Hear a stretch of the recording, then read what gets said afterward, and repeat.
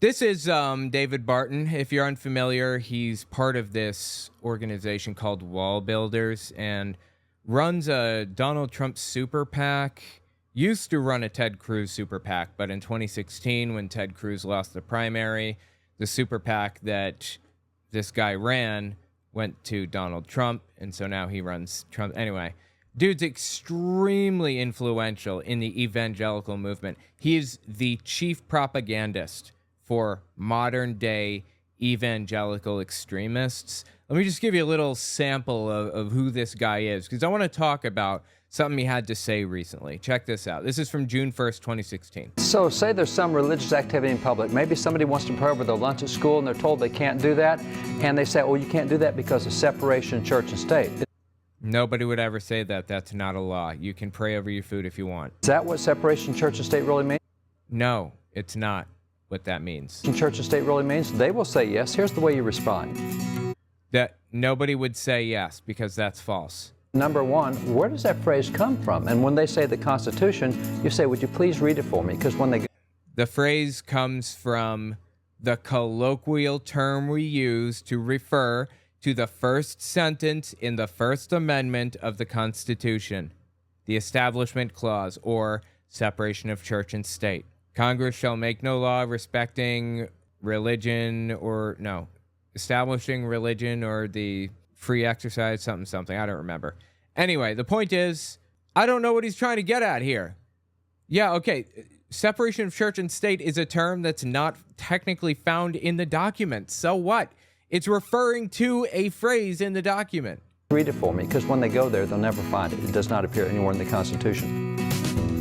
The second thing you do is, wait, we just read the Constitution. It says Congress shall make no law. God, this guy pisses me off, dude. All right, so that's David Barton. If you're unfamiliar, I'm going to jump past Flashpoint here. Let's talk about a podcast that he was on recently where he talks about Christian nationalism.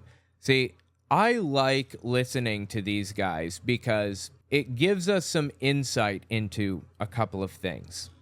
David Barton, dude in the middle. His son, Tim Barton, is on the right. Rick Green is on the left.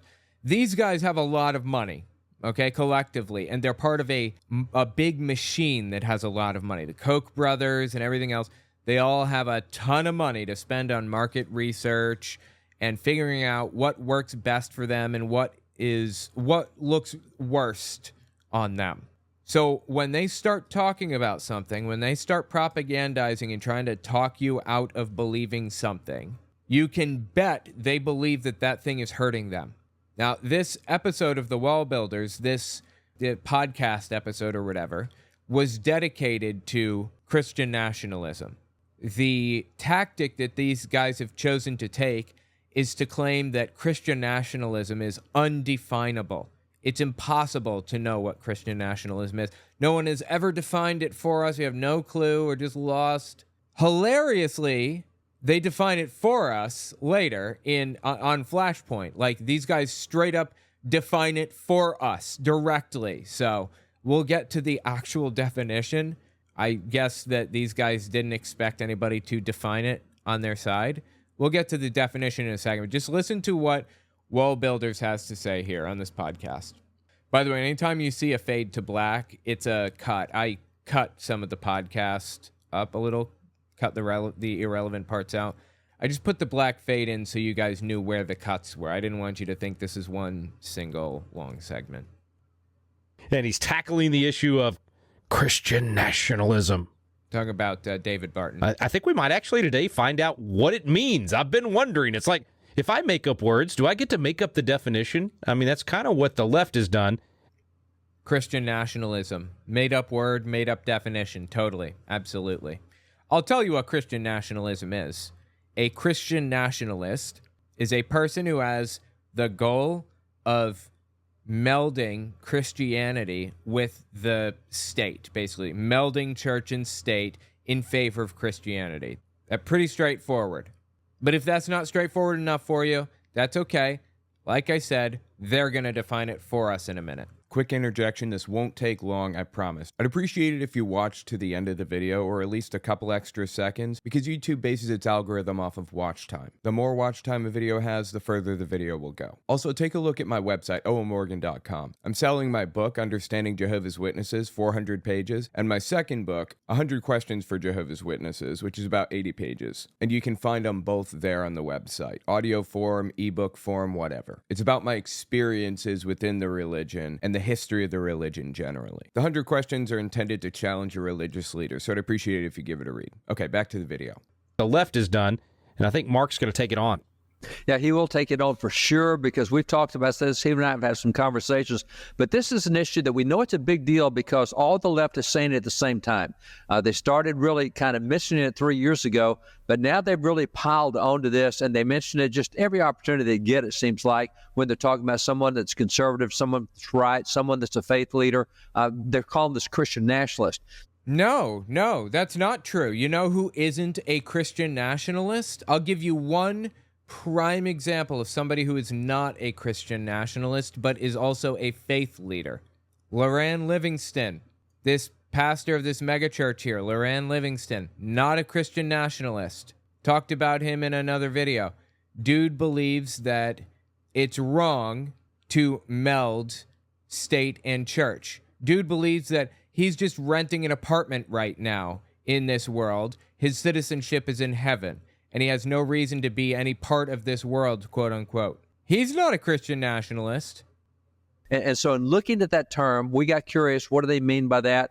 So they say... Really, you got curious. What do they mean by that? Okay, go on. So they say that if you believe that there is a difference between men and women's sport... Who is they?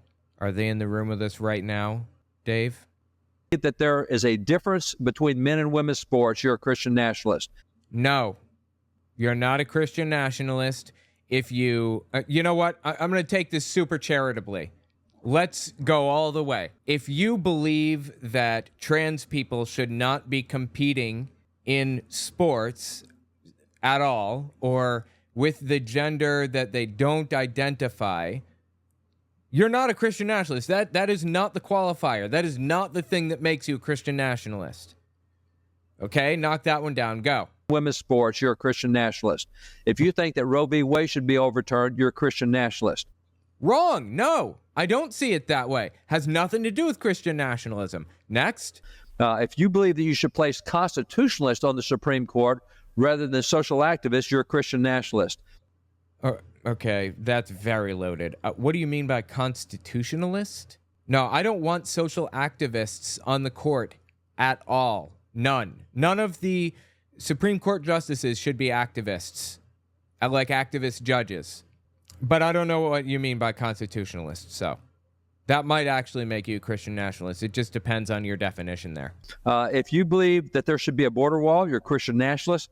Nope. Grab this. If you believe in enacting tax cuts, they said that's a characteristic of Christian nationalists. Who is they? Are they in the room with us right now? That's certainly not what I believe, and I would call myself a thought leader in this movement.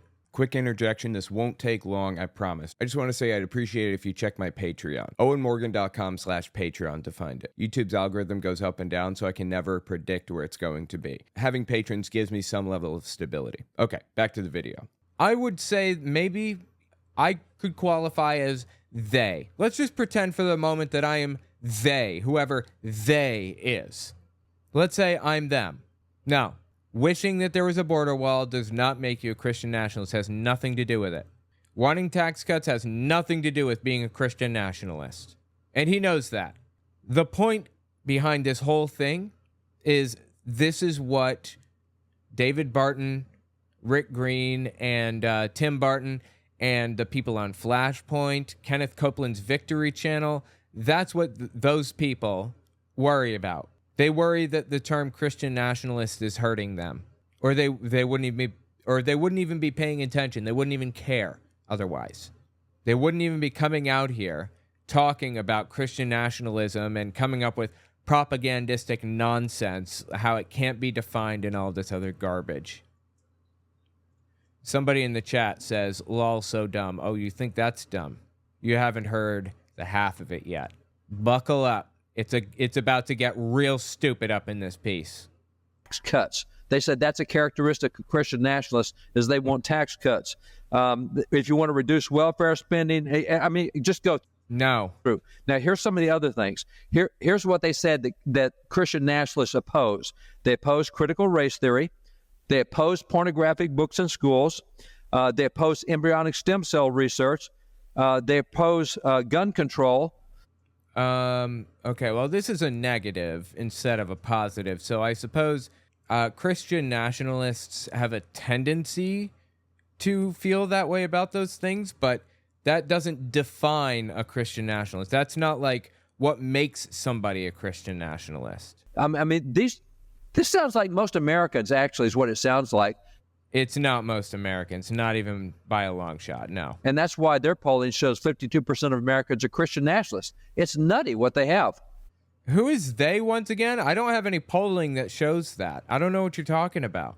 I haven't seen any polling that shows 52% of America wants any of the things that he just listed or is Christian nationalist or whatever. He's just like making this up right off the top of his head, seemingly. No, I don't think this is made up off the top of his head. I think that this is very well thought out, carefully choreographed propaganda, actually. Now, Dad, you're saying they. Who is the they again? Who did this polling? Thank you. That the majority of Americans are Christian nationalists? You take anybody on the left. You take Politico, you take Washington Post, you take New York Times. They're the ones that... Dude, I love how he seems to think New York Times and Washington Post are on the left. I don't think that they're on the left or the right. I think they're on the side of corporations, and that can fall on either side of the spectrum depending on the subject. We're talking about this, and they're all talking about it at the same time. So I don't know who they is, but it tends to be progressive left. When the accusation... Well, you're the one using the word they. So who do you mean when you say they? He said, I don't know who they is. You're the one saying it. What do you mean you don't know who they is? Jesus, dude. When the accusations come against Christian nationalists, the definition has been so varied. This is Tim Barton. This is David Barton's son. He's the one on the right here in this picture. There hasn't been consistency, and it really seems like the goal of using the phrase Christian nationalism is not targeting an ideology as much as it is targeting political opponents. No, it's targeting an ideology, a very specific, well-defined, distinct political ideology. Again, I will show you what we're talking about in a minute. They define it for us in a second. It seems much more that it's a derogatory or even bigoted term. Oh, I'm bigoted. I'm a bigot because I don't like Christian nationalists. Such a bigot. Apparently, I'm a bigot. Okay, go on. At times, maybe depending on how far back we go, right? This could have been a term that was used to try to silence Christians and intimidate Christians from getting involved in the political system and saying, hey, right, Christians, you be Christians inside church, but don't bring your Christianity into politics and government or whatever it is, or you're... Right, so it's a fear tactic to hurt the poor persecuted Christians who have absolutely no power in society. Christian nationalist. This was a term used to frighten people maybe early on, but now it's a... What, frighten them from what? What do you think is going to happen if you're called a Christian nationalist? You're going to be thrown in jail for being a Christian nationalist? Give me a break. This coming from the people who called everybody and their sister communists. But now it's a term really used to try to tarnish people, really like this bigoted term that they're anti-Christian values. And their objective, they cannot agree on what one is, but they agree on what the objective of one is. And wait, okay, so am I reading this correctly? Did he just basically reverse everything he just said? Is he telling us that there is a definition for a Christian nationalist? Says I guess I'm they can't tell us what one is, but they can tell us what? They cannot agree on what one is, but they agree on what the objective of one is. Is that not defining the term? What are you talking about? And they say that all of these people who are Christian nationalists who believe this stuff, their objective is to create a theocracy, which means their objective is to overthrow a constitutional republic. Yeah, okay, sure. I think it's more like, well, ultimately, the New Apostolic Reformation, NAR, very influential group that you may or may not be aware of. Robin Bullock, Hank Kunneman, anybody on Flashpoint, Kat Kerr, Donald Trump's little sycophants, they're all part of the New Apostolic Reformation movement. Anybody who's a part of that has a specific goal in mind regarding the government. They want to replace the Constitution with the Mosaic Law, specifically. But there are other Christian nationalist types who want to maintain what kind of a veneer of what we have, but have the politicians turn to them for laws, or like have the pastors write the laws and have them interpret things, have pastors be judges and lawmakers and stuff. Like right here, this is a good example of what I'm talking about. This is, once again, David Barton on the left going into detail about what he wants. He told the people that if you want to know what the law is, go ask the priest. And it wasn't just the ecclesiastical law, it was every aspect of law. And that's the way the American... By the way, dude's a liar. He pretends to be a historian. He's not. He has like a bachelor's degree from, I don't know, Oral Roberts University from 1972 or something. Completely unrelated to history, anything at all. He's not a constitutional anything. He's just a loser. I'm sorry. Not trying to be offensive with that. He just is. Founding was what I showed you this morning when John Adams said, where do we get our ideas? He pointed to pastors. It's not just the conversion stuff, it's the discipleship stuff. Now, John Adams is the one exception to the Founding Fathers. Dude was a complete psychotic nutcase about Jesus. He wrote letters to his wife Abigail, and they wrote letters to each other, and it was clear that they were off the rails on Jesus juice. Anyway, keep listening here. So he's talking about John Adams, the one religious founding father. It's not just the conversion stuff, it's the discipleship stuff. And I really encourage you to be broad-minded in that. All it means, the legal stuff as well. There's just a whole lot there. People need to go to you to find out what the law means and what the law says. Not just the Bible law, but every law that's out there. We're the ones that have the best perspective on it.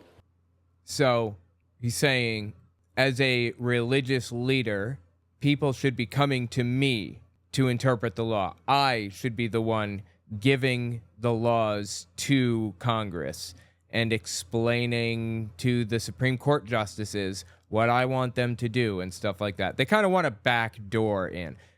I'm talking David Barton specifically, and a couple of people like him want a back door into what we already have to tell them what to do. But members of the New Apostolic Reformation, members of the Seven Mountains Mandate of Dominionism, they want to straight up replace the Constitution with the Ten Commandments and the other 603, with the Mosaic Law.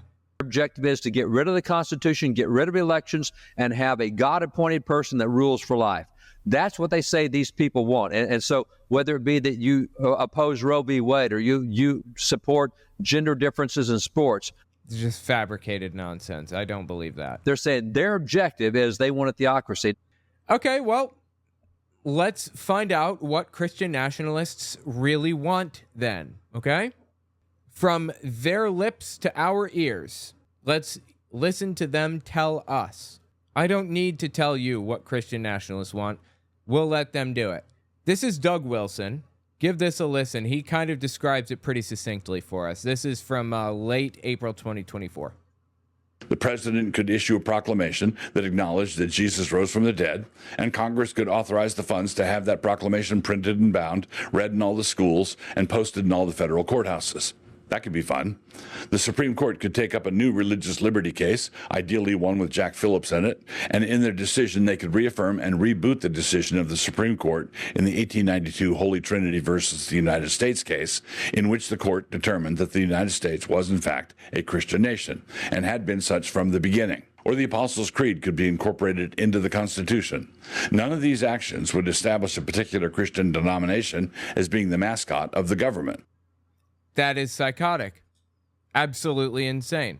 A lot of the stuff he said here, just complete nonsense. You know, the 1892 stuff. Don't trust a word he says unless you look it up for real. Not one word.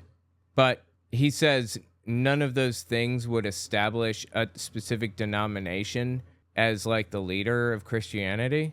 None of these actions would establish a particular Christian denomination as being the mascot of the government. I don't care. It doesn't matter if a denomination of Christianity is chosen. What matters is that we have Muslims and Buddhists and Hindus and Sikhs and Jains and people of all different types in this country who we all coexist with. We all live here together. And you're trying to impose your religious beliefs on them. They don't even accept that Yahweh is God. How can you possibly justify forcing your will on other people? Your rights and your right to swing your fist ends at the tip of my nose. You can swing it anywhere you want except for right here. Because then you're not exercising your rights. You're violating my rights.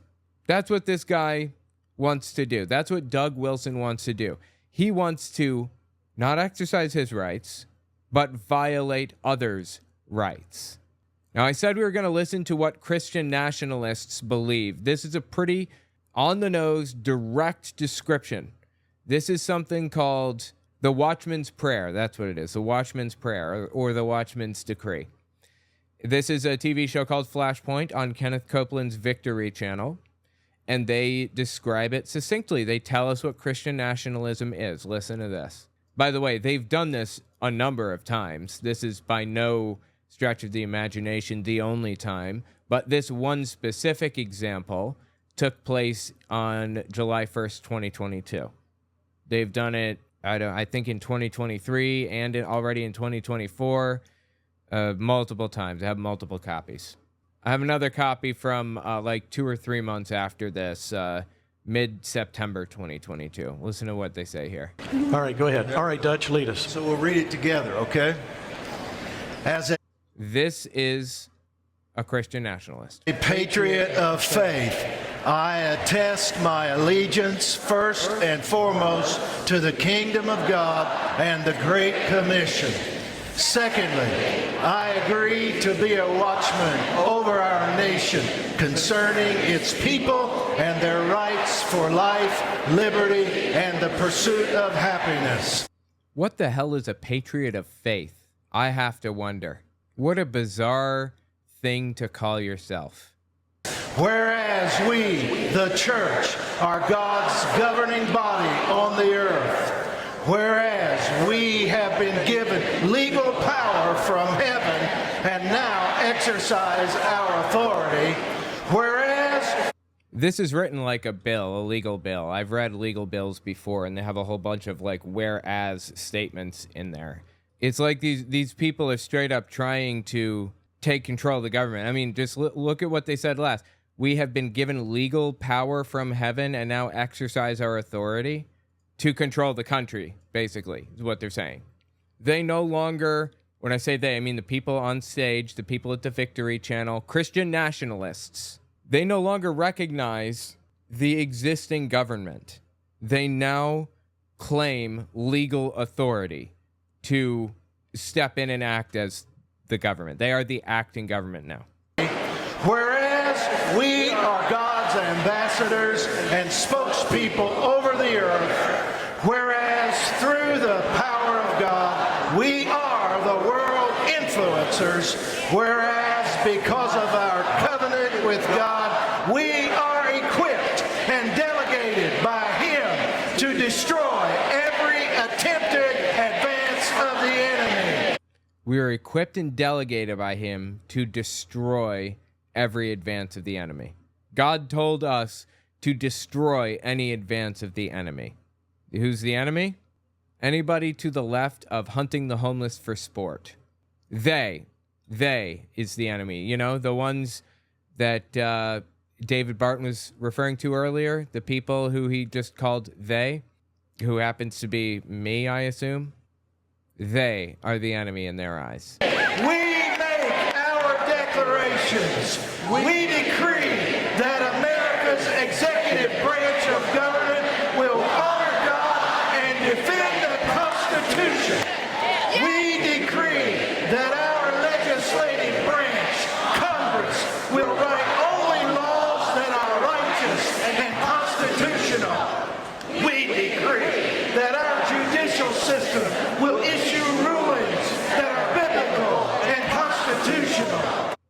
So they just named the three branches of government: executive branch, legislative branch, and judicial branch.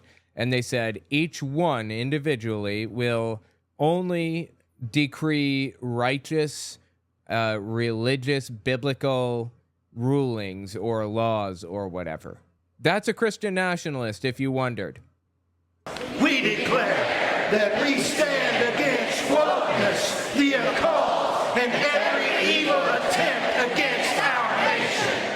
We declare and we now take back our God-given freedoms according to our Constitution. Which freedoms have you lost from the Constitution? Which constitutional freedom are you lacking? Remember, your right to swing your fist ends at the tip of my nose. So whichever one you name cannot interfere with my own personal rights. We declare that we take back influence at the local level in our communities.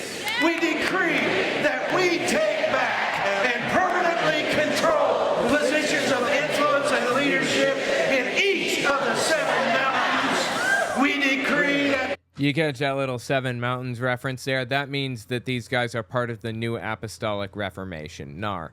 Run by Bill Johnson. It's a school. They have a school called Bethel School of the Supernatural where they teach people to prophesy. They believe that there are different levels of prophets, a 5-fold prophet, and all kinds of other stuff. And that these prophets can be taught to receive messages from God. And they just start saying things and making claims until they get it right. That's it. And when they start getting it right, they got it. Now they know how to prophesy. They teach them how to speak in tongues and all of that stuff. 7 Mountains mandate, that is some cult right there.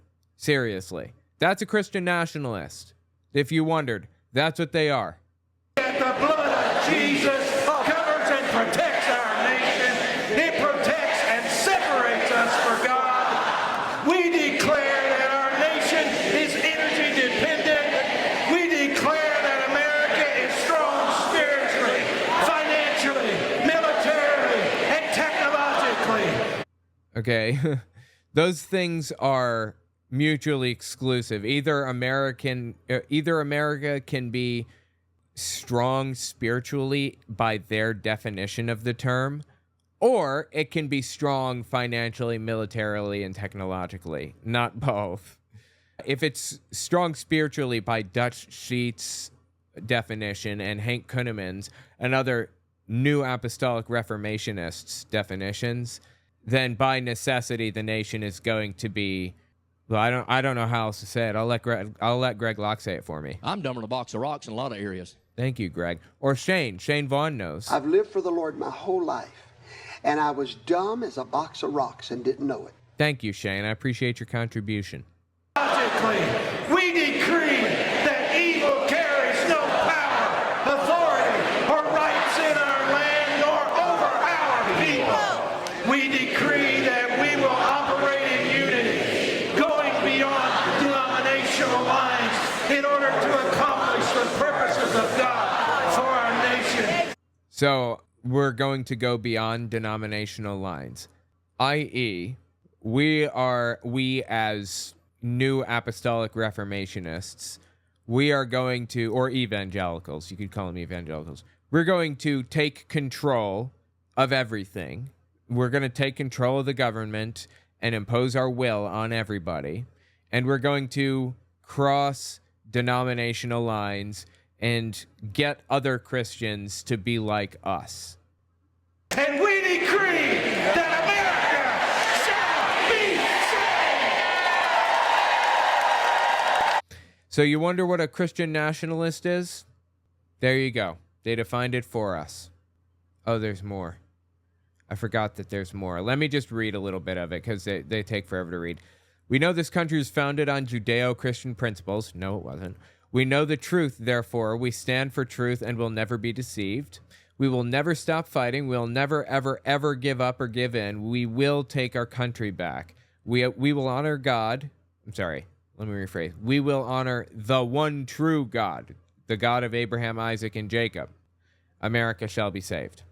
By saying the God of Abraham, Isaac, and Jacob, they excluded Muslims from the equation because Isaac and Jacob were not in the mix for Muslims. They believed that Ishmael, Isaac's brother, was, the line that birthed Islam, basically. Anyway, yeah.